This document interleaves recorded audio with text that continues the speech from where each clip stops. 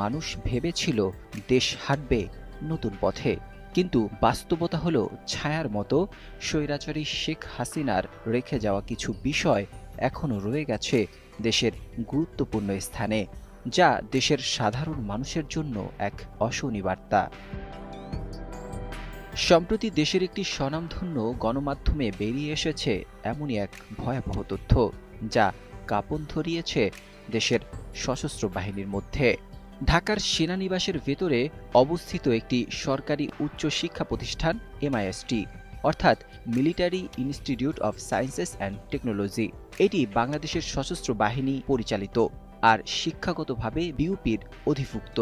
কিন্তু চমকে যাওয়ার মতো তথ্য হলো, এমআইএসটিতে এখনও 4 জন ভারতীয় সামরিক কর্মকর্তা শিক্ষক হিসেবে কাজ করছেন, আর এই 4 জনই ভারতীয় সেনা, নৌ ও বিমান বাহিনী থেকে এসেছিলেন। এসব শিক্ষকদের মধ্যে রয়েছে ভারতীয় সেনাবাহিনীর কর্মকর্তা কর্নেল অরিন্দম চ্যাটার্জি, ভারতীয় নৌবাহিনীর কর্মকর্তা লেফটেন্যান্ট কমান্ডার টি গোপীকৃষ্ণ, ভারতীয় বিমান বাহিনীর কর্মকর্তা গ্রুপ ক্যাপ্টেন সিদ্ধার্থ শঙ্কর পাটনায়েক, ভারতীয় বিমান বাহিনীর কর্মকর্তা গ্রুপ ক্যাপ্টেন এন.এ. সমান্না।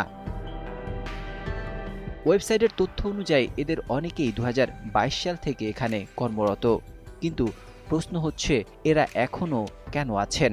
সরকার তো পাল্টে গেছে, তাহলে তারা কোন শক্তিতে এখনও এমআইএসটিতে অবস্থান করছে?